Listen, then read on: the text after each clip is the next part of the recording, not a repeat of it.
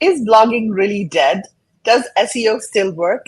Well, today we've got a guest who's going to talk about these important topics. Welcome to the MMK Show. Today we're going to be talking about blogging and SEO, as I just mentioned, and we've got Steven Schneider who's going to be joining us very soon. And today, of course, one M is not joining us, as you can see. So we've just got MNK. Hello, Mr. K. How are you doing today? How are you, Megla? I'm well. Yeah. The other M has disappeared. She's missing in action. She's missing action today, exactly. Okay, so there are just a couple of things that we want to talk about before we invite Steven on stage here. So first of all, thank you to our partner of the month, CrediLink. They offer credit services for Amazon sellers. They offer credit lines to Amazon sellers. And the biggest advantage is that they can offer you credits within 24 hours, 24 to 48 hours. Your credit line can be approved by them. And there's also a lot of different advantages. You don't have to provide any documents to them for this credit line. There's no collateral that's required. There's a single service fee only on use of funds. So it's very, very efficient. If you are scaling an Amazon business, and this is a really good option to invest in inventory or maybe invest in marketing and scale your Amazon business. So if you want to learn more about them, first of all, you can download this ebook that they're offering. It's at bit.ly/CrediLink. And you can also go to their website, credilink.ai, and you can use the code ISN to get a cash discount over there. All right. The other thing that we want to talk about is India sourcing trip. October 2024 has been announced. The dates are October 14th to the 21st. And we currently have a super duper early bird price running from April 15th to the 30th, where you can get a $500 discount on the sourcing trip.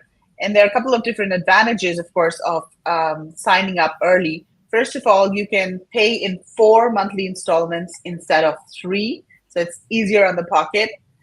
Secondly, if you book your airfare in advance or your flights in advance, you can avail low airfare. That's a huge advantage.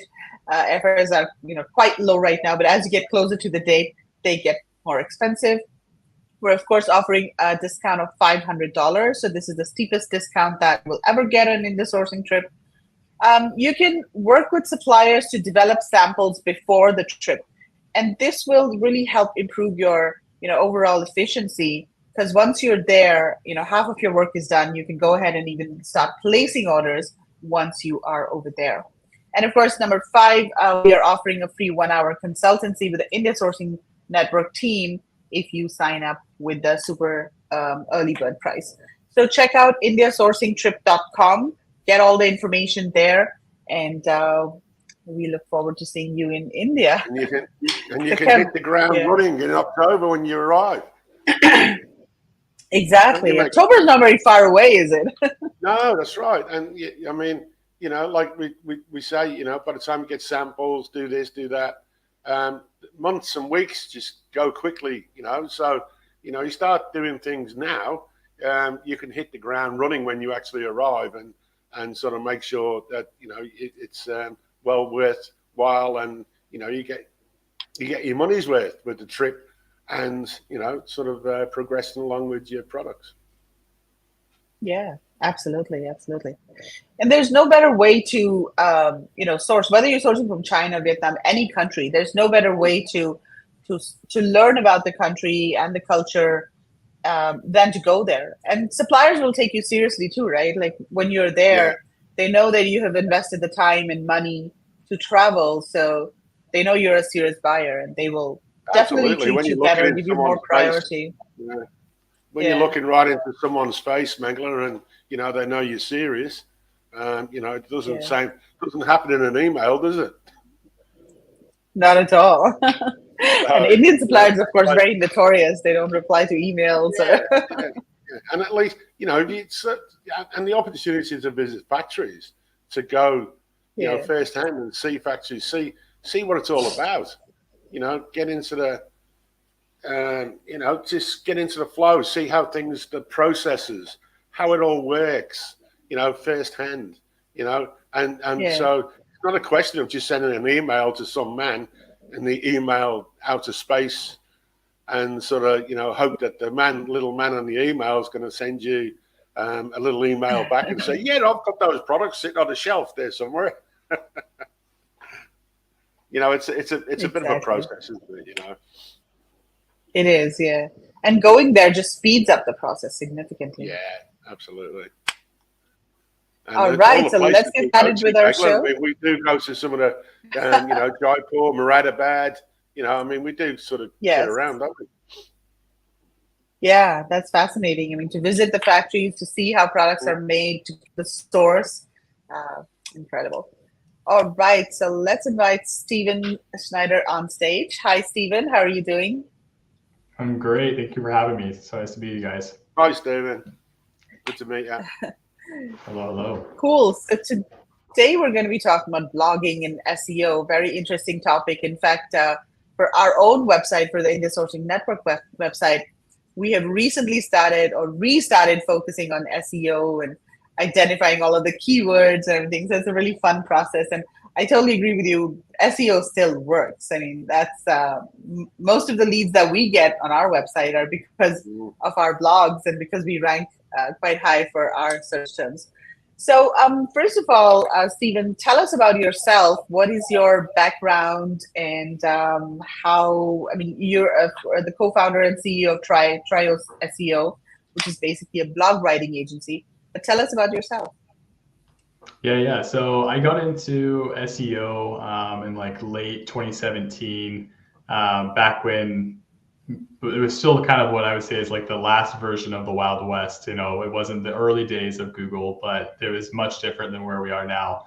And my good friend, he was really into SEO, and we were in college, and just kind of showed me all the ins and outs of it. And I discovered how lucrative it was. I mean, he was in college and he was already making 5-6 figures on Amazon per month. And we were pretty much just, I was floored by that. And I was like, okay, well, I'm going to scrap school, get my degree, and then pretty much learn SEO. And so I did that full time.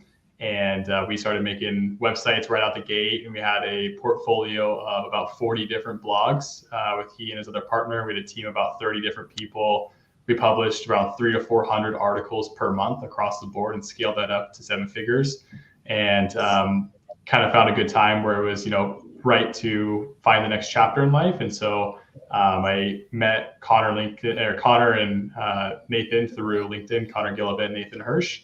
And then we started Trio SEO, blog writing agency, just with their background in SEO and mine. It was kind of a very serendipitous, natural fit between the three of us.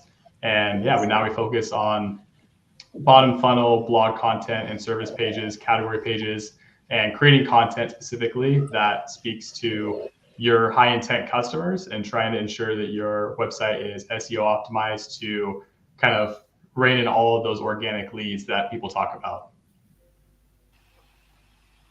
Interesting.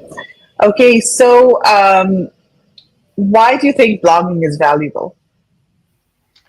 I mean, at the end of the day, blogging is one of the best ways to build your topical authority across the board. And so people who have very bare bones websites, it's hard to rank. And, even if you have a great backlink profile, the more content that you have on your site just tells Google and readers across the board what you're about. And you kind of gain that expertise and that authoritativeness that you need to have a top spot in the ranks. So your blog over time adds those keywords across the site and just kind of helps, tell everyone who you are and why you have a reason to speak out on this great subject that you're trying to rank for.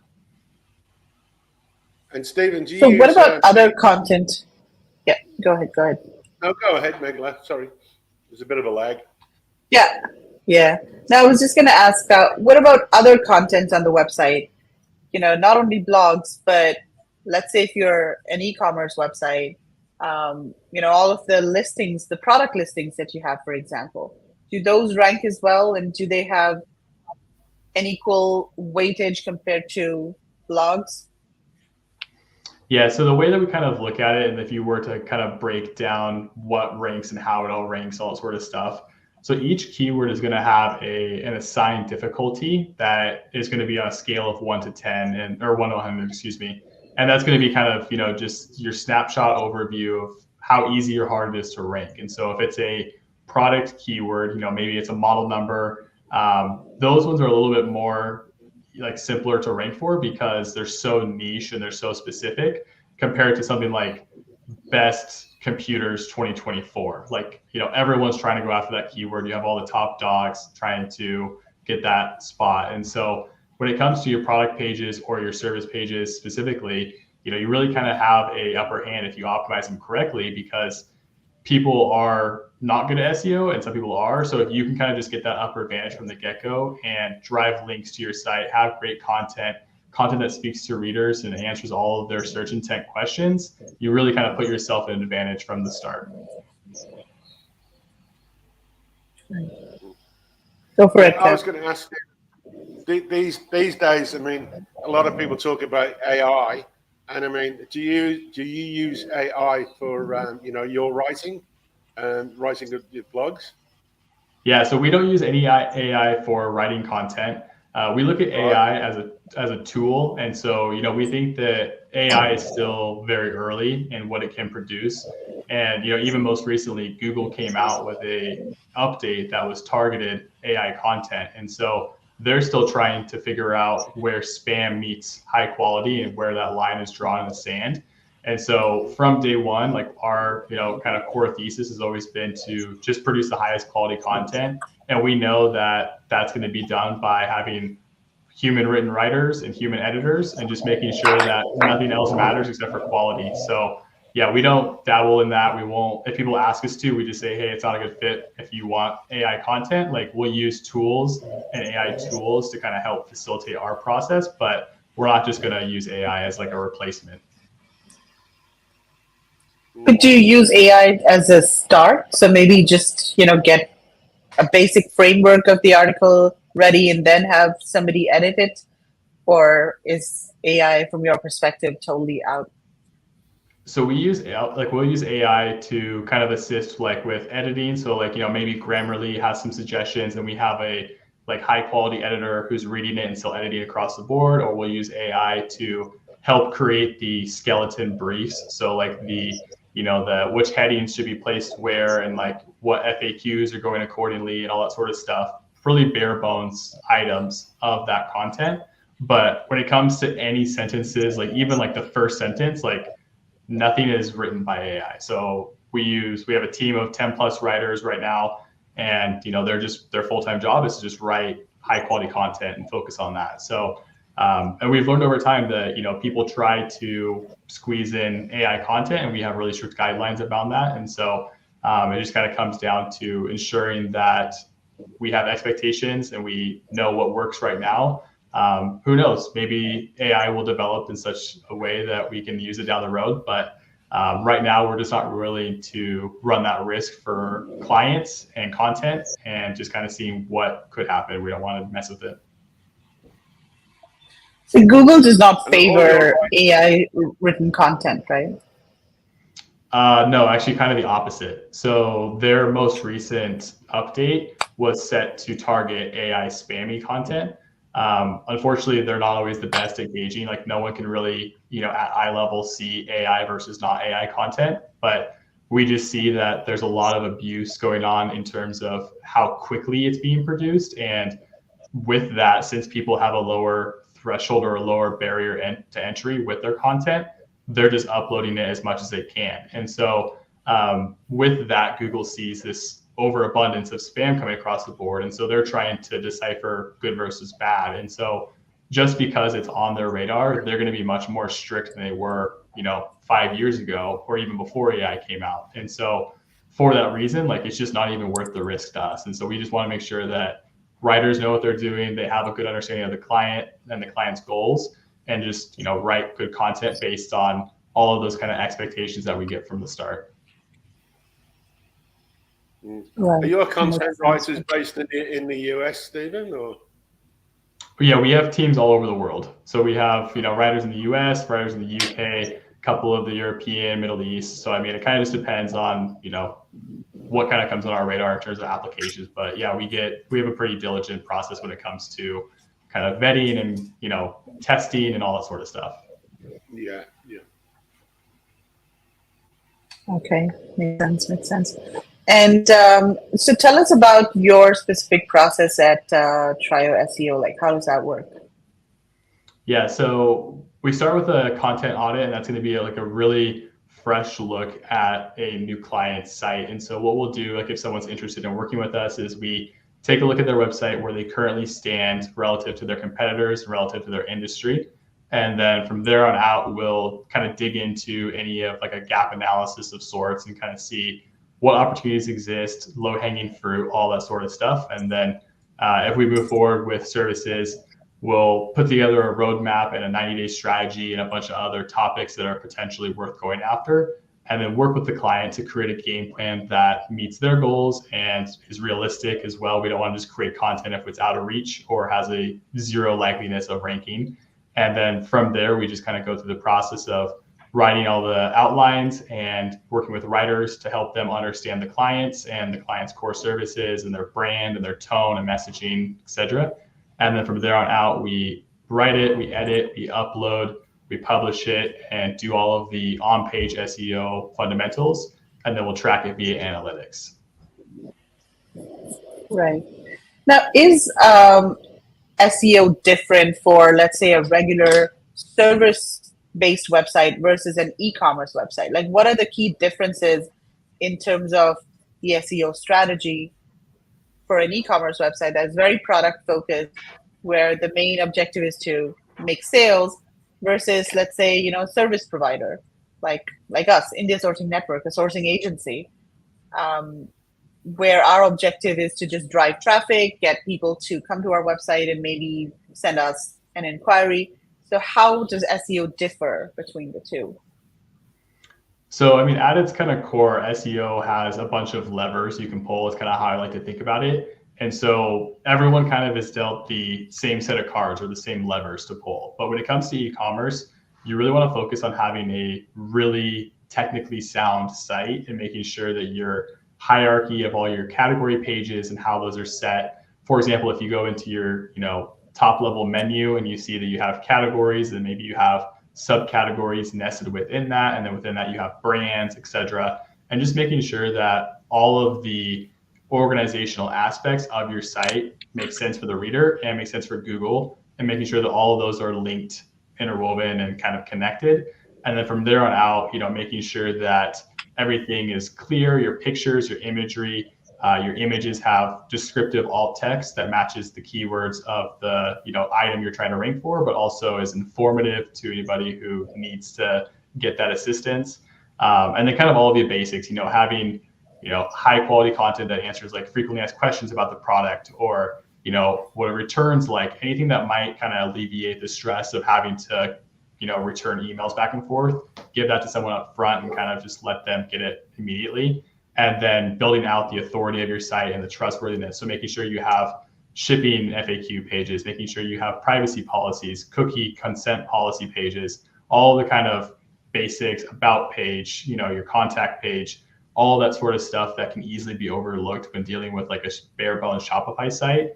But at the end of the day, that's what really matters in terms of making sure that you are a credible, trustworthy source and you're a legit brand. So, Steven, what are some of the misconceptions about SEO?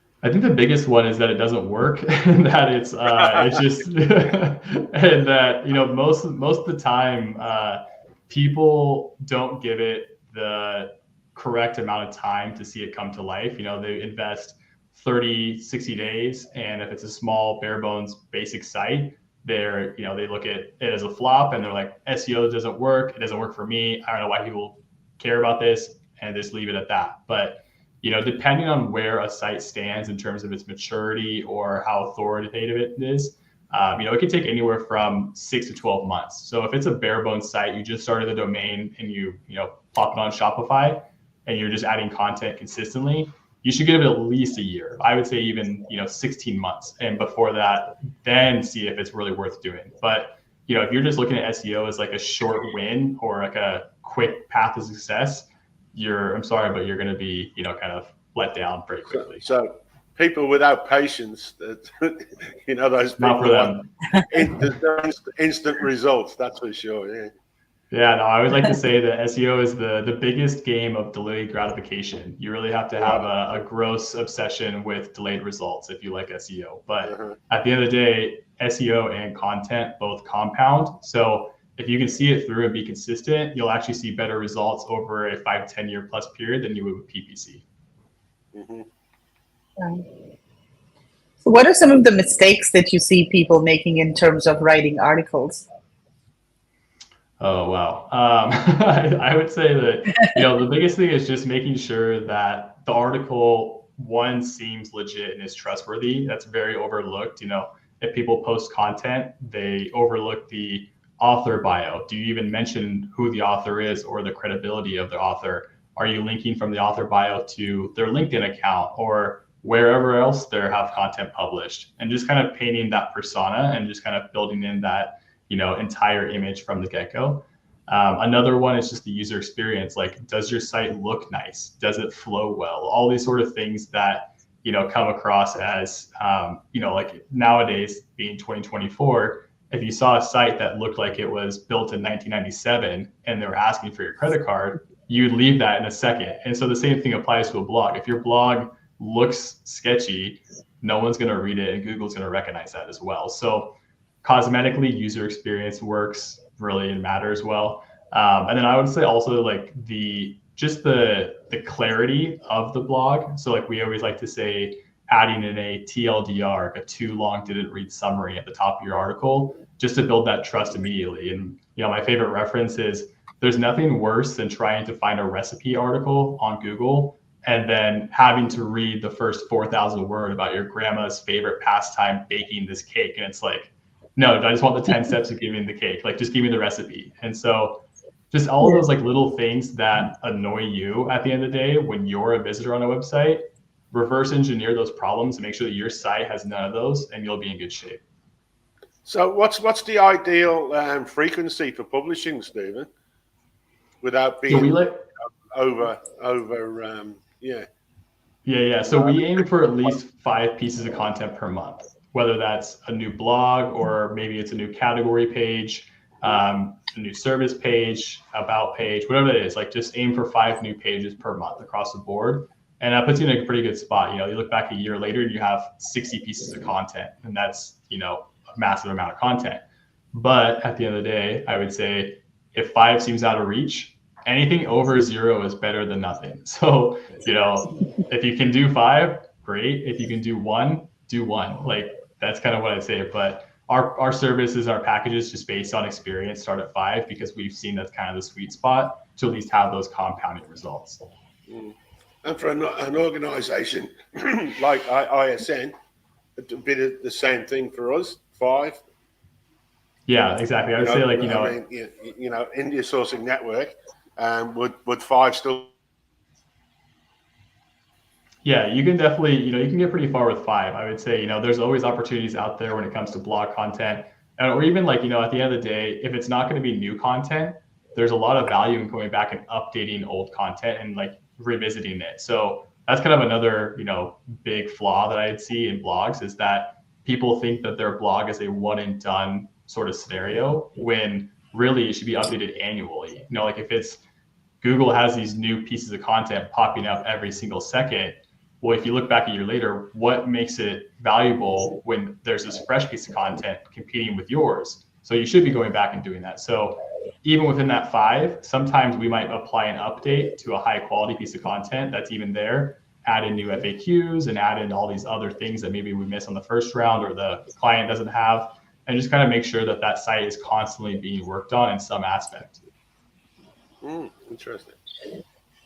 Is there an ideal length of a blog post?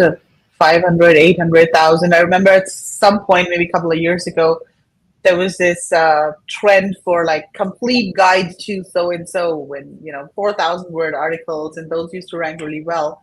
But is there an ideal length nowadays, or does it not matter?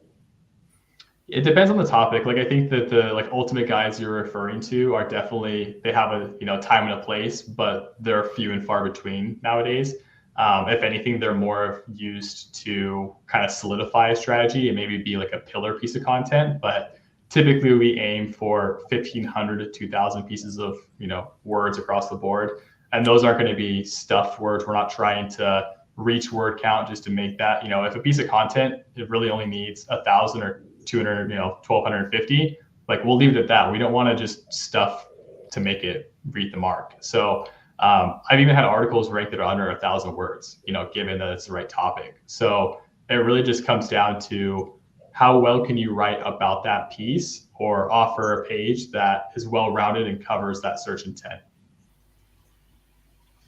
So what about other types of content for SEO? So we talked about blogs, but what about videos? And what about social media posts? Because LinkedIn, Facebook, all of those, Quora, those rank on Google too. Plus shorts. I mean, nowadays everything is about reels and shorts and TikTok. And how do you rank for all of the other types of content that's out there? Yeah, so that falls within what we call like off-page SEO. So it's not going to be tied directly to your website or like your brand's website. But at the end of the day, like if you have a social media channel and you have your brand and you're attached to it and your website linked to that, it's really important to optimize those things as well because everything communicates between one another. So like, for example, if you Google Trio SEO or Google my name, like my LinkedIn comes up, our website comes up, all those things are interwoven on the web because we link between them some way, shape, or form. And so the biggest thing is just consistency and making sure that all of the information, whether it's your Google My Business profile or whether it's your LinkedIn or whether it's your website, they all have the same information. That's kind of a big like check mark across the board because Google doesn't want to be confused on why you're using, this address on your Google My Business profile, but on your contact page, it says completely something different. So they're like, confused. But I think the biggest thing, it just comes down to frequency and making sure that you have that, those results and that content being published. And at the end of the day, just you'll look back in a year and thank yourself that you did start sooner. Right. So when you're thinking about keywords and content strategy, you've got to think of it holistically, not only for your website, but also for your social media, or maybe use the same keywords if you're targeting certain keywords and maybe produce content for, targeting those keywords across all channels, right? Is that something that you would recommend? Yeah, it really depends on, I guess, where your customers are living. So we always say like SEO is really about your customers. Like it's really about where are they hanging out. So if based on data that your target audience is 98% on TikTok or Instagram, probably doesn't make sense to make a blog.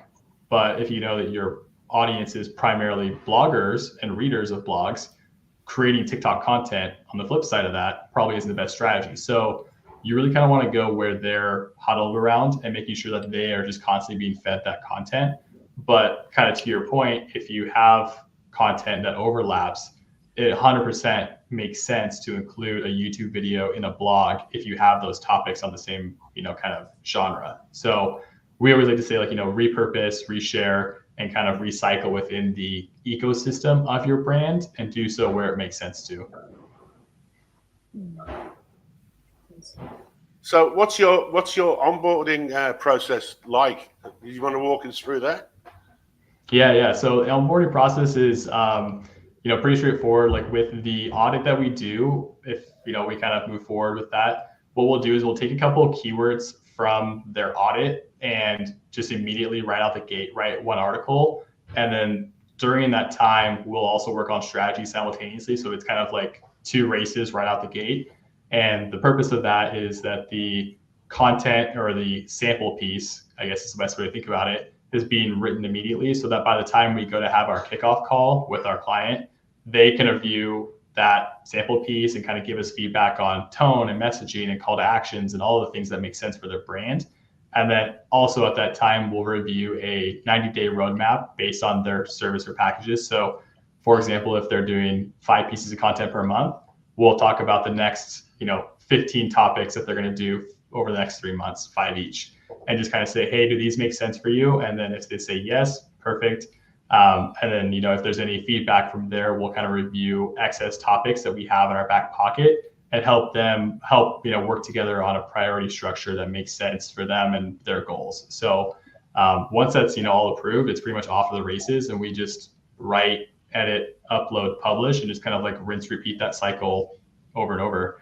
And then, of course, the kind of bigger thing is just analytics and making sure that transparency across the board, communication is huge for us, and they're constantly in the loop on what's going on with their site, what's going on with growth, what's working, what's not working, and how we can kind of tweak strategy. So how did your very first company shape Trio SEO? Well, I mean, it's actually kind of like really just eerie in how it all worked out, because it's 100% the exact same. The difference being is that my first company, we owned all the websites.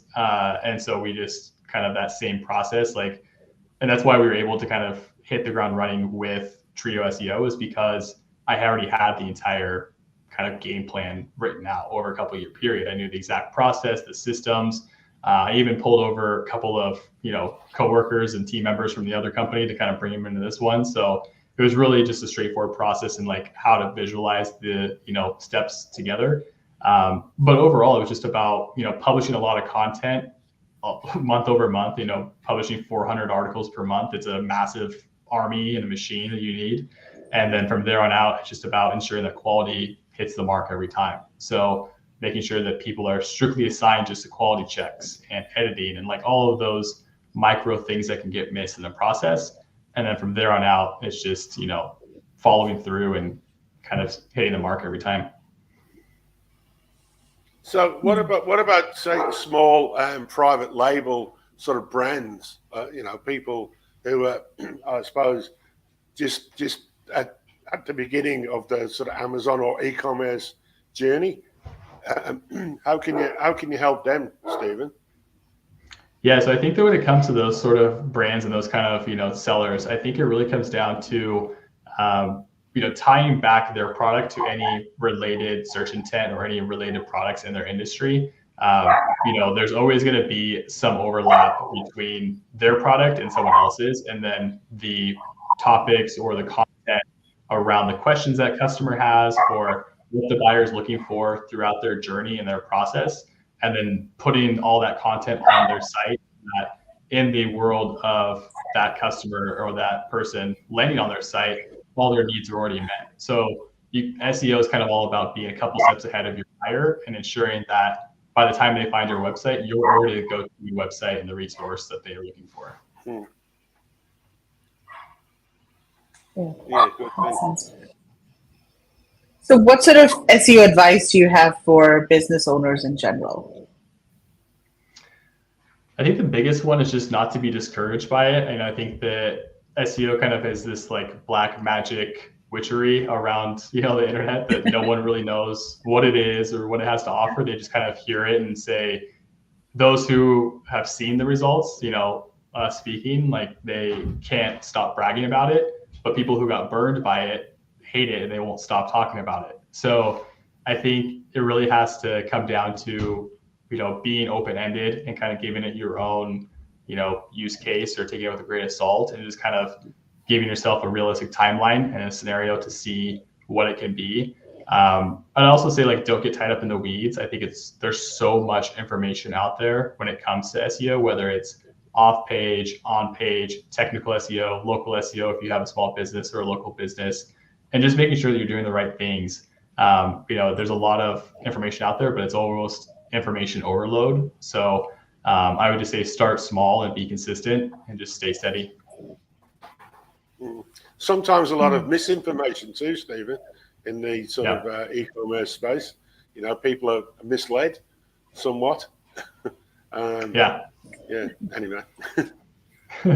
Yeah, there's always going to be people out there, if it's selling snake oil, but I would say it just comes down to, I think that LinkedIn is a great place, maybe overlooked by many. I post content, a couple times per week, sometimes daily. My partner, Connor Gillivan, is one of the top SEOs on LinkedIn. And, all the kind of people who are, well known in that space. They're just known for producing quality content that you can trust. So, I'd say that if it seems too good to be true on YouTube or in a blog, trust it with your gut, and probably is. But if you see someone around the community who's engaging and showing up every day and talking about their ideas and is presented as a thought leader and people trust them based on the comments that they're showing up in every single day on their posts, that might be a good sign. Right. So what are some advantages of outsourcing blog content? I think the biggest one is cost, which is kind of like it's kind of counterintuitive to what most people think because they're paying for the services. But at the end of the day, our packages start at a minimum of, $3,000 per month USD, which is, $36,000 a year if you do it. And we don't have year contracts, but you get a discount if you do that. However, if you hire an SEO in-house USD, that could be anywhere from 60 to 80,000. So, automatically by outsourcing it to us, for example, you can get half that cost, and you're also just going to get, probably better results because we're hyper focused on just that. We kind of give you the best of both worlds, and allow you to focus on your business and do what you do best while, we kind of do this thing over here. So I just think that specializing in services is always the way to go. Yeah, absolutely. And I guess last question, how is strategy integrated into blog writing to attract leads? Yeah, so we take a look at the kind of customer journey in the funnel. So, top of funnel, mid funnel, bottom, and we specifically target the topics that are going to be bottom funnel. So those closest to conversion across the board. And just kind of really put yourself into that customer journey and say, if I'm looking for this topic and I arrive on this website, what is the next step? Am I here just to learn about it? Am I in the discovery phase, or am I actually in buying mode? And so, like I said, SEO is all about putting buyer first into that mindset and putting that hat on. And so once you have, 100 different topics in your strategy, organizing them in such a way that is ranked via the funnel allows you to really kind of target those high intent keywords immediately and just set your strategy up for success, because there's nothing worse than spending 6 months on content and heading in the wrong direction. If you write all top of funnel content first, of course, the likeliness of that converting is super low. But if you spent the first 6 months on high intent, high conversion keywords and high conversion content, your odds of success are going to be astronomically higher. So it just really comes down to knowing your customer and knowing how they think. Right. So for your services, are there any specific industries or sectors that you specialize in, or are you like, doesn't matter what industry or specialization the website is?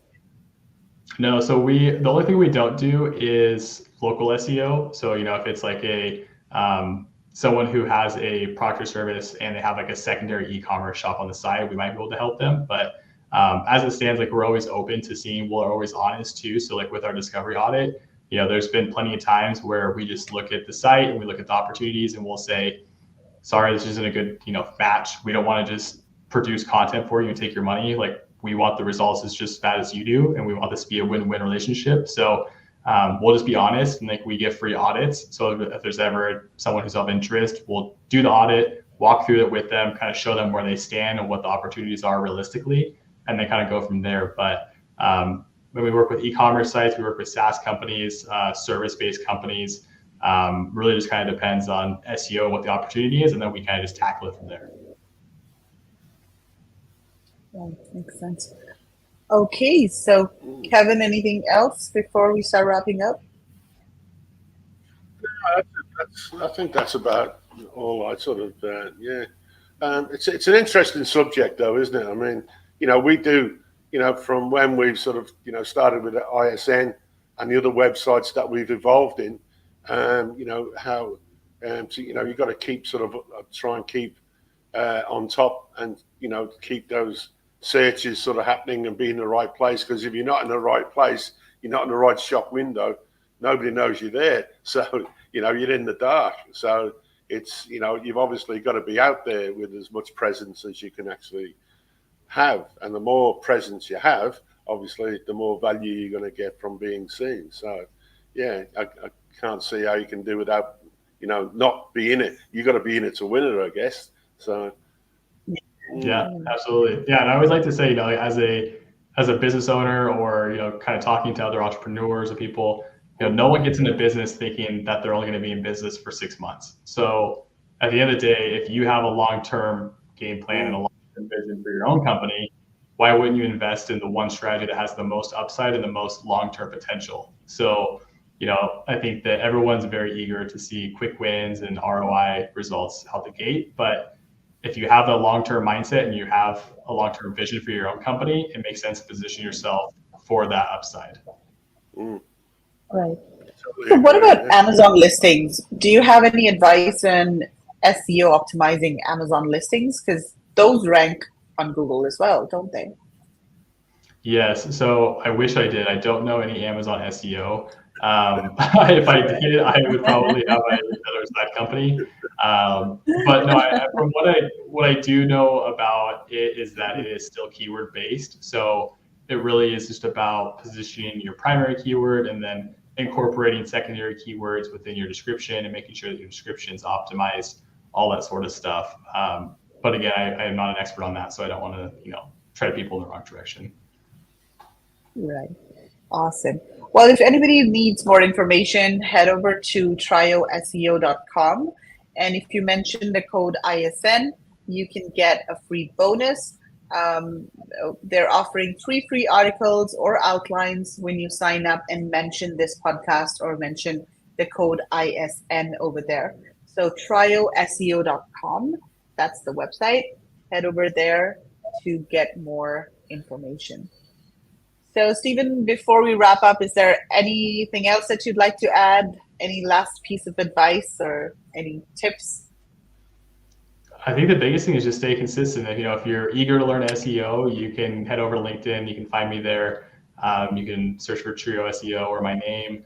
Look at Connor Gillivan. There's a lot of great people out there, and just get your hands dirty. I think that many people become entrepreneurs instead of entrepreneurs and read all this information, but don't actually become actionable in what they're doing. So, roll up your sleeves, get dirty, and don't be afraid of all of the potential results.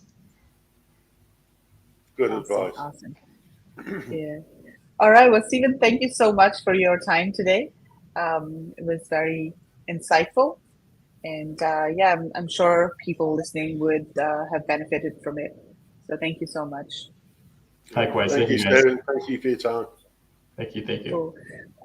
All right, guys. So thanks for tuning in. We didn't have any questions today. So this is a very different topic. Usually we talk about sourcing or e-commerce. So this is a very different topic today. Yeah, it's a little bit different. Not very quiet. Better than the norm. They probably take a bit of time to think about it, Megla. Yeah, I think so. Cool. All right. So we will see you. So we won't have a live stream next week because we're going on Vietnam sourcing trip, but we're going to be back the week after that with the MMK show, where we'll probably do a couple of lives from Vietnam when we are there next week. So thanks, everyone, and have a great week ahead. Bye.